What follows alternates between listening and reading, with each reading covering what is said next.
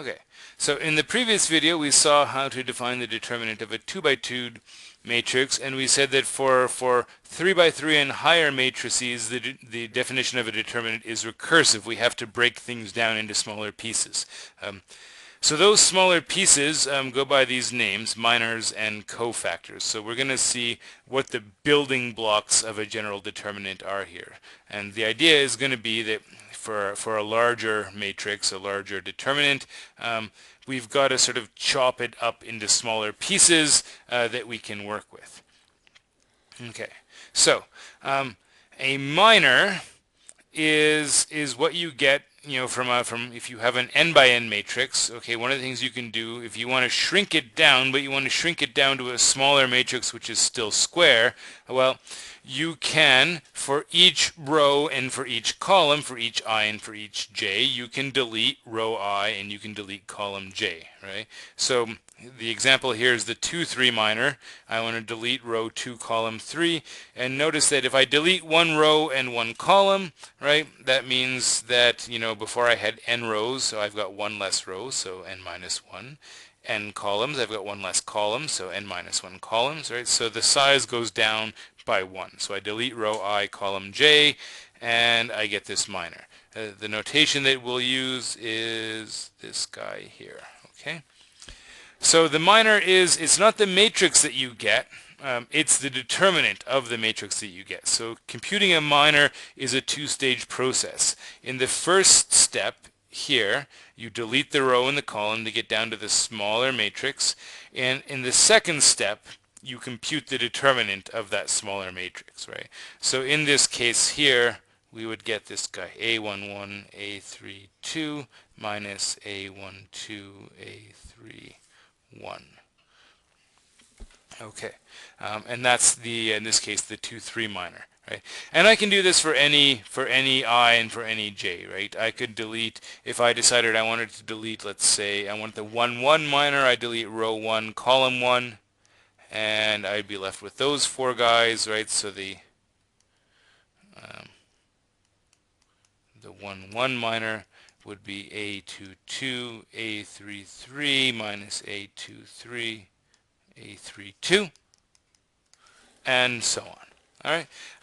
Let's try an example with some numbers in it. We want to compute all the minors of this matrix. So I don't know if we'll compute them all, but we'll make a stab at it.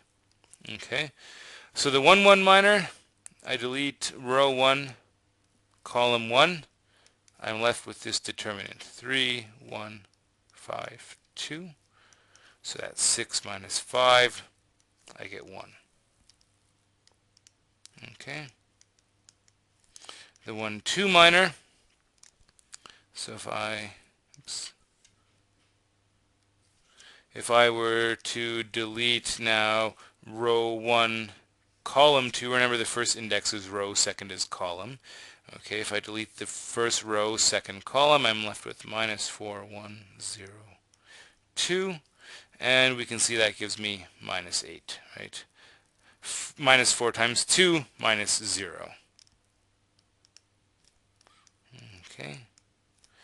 The 1, 3 minor, I delete row 1 and column 3. And you can see that I'm left with this guy, minus 4, 3, 0, 5. I get minus 20 for that minor. Okay, let's do, I don't know, we'll do 1 or 2 more. I don't think we're going to go all the way through. Let's do the 2, 1 minor.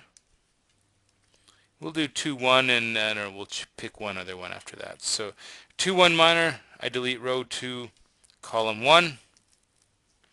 I'm left with 5 minus 7, 5, and 2. So I get 5 times 2 is 10. Minus 35, I get 45. Let's try one more. Let's try, I don't know, let's do the, let's say the 3, 2 minor. All right, so delete row 3, column 2. 2 minus 4 minus 7, 1. So I get 2 minus 28. I get minus 26. Okay? And so on. There's 4 more that I didn't bother to compute, but you can probably fill in the details.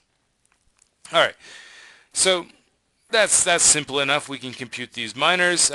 Now, of course, I haven't, I'm not going to do an example yet with, let's say, a 4 by 4 matrix, because the minors of a 4 by 4 matrix would be 3 by 3 determinants, and we haven't yet defined the determinant of a 3 by 3 matrix. Okay. So the next step is we're going to take these minors and we're going to assign certain sign factors to them, +1 or -1, depending on where they come from. And that gives me a cofactor. Okay. So the only difference between the cofactor and the minor is after we've calculated this number, we take the two numbers I and j that we use to compute our minor, and we check to see whether I plus j is even or odd, right? If I plus j is even, -1 to an even power is +1, and I'll get a plus sign. If I plus j is odd, an odd power of -1 is going to be -1, and I get a minus sign. So I get either a plus sign or a minus sign attached to each of my minors, depending on what position they came from. Okay. So you can, for a 3 by 3 matrix, you'll find that you always get this sort of checkerboard pattern. In fact, this works in general, right, for 4 by 4, 5 by 5, and higher. You always have plus signs down the main diagonal, because along the main diagonal I equals j, so this becomes 2i, which is definitely even, right? And then the signs alternate along each row and each column, right? So plus, minus, plus, minus, plus, minus, plus, minus, plus, right? So the signs, as you move along a row or a column, you keep switching back and forth between a plus sign and a minus sign. Okay. So if we wanted to calculate some cofactors of this guy here, let's calculate the cofactors for the row 2. Let's do the cofactors for row 2. Okay, so the 2, 1 cofactor, I do -1 to the 2 plus 1 times the determinant I get when I delete row 2, column 1, -2, 3, 2, 9. So 2 plus 1 is odd, so I get a minus sign out front, and then I get -18 minus 6, that's minus 24. I get plus 24, right? So notice, so even though this cofactor came from a spot where we've got this minus sign in our sign pattern, right?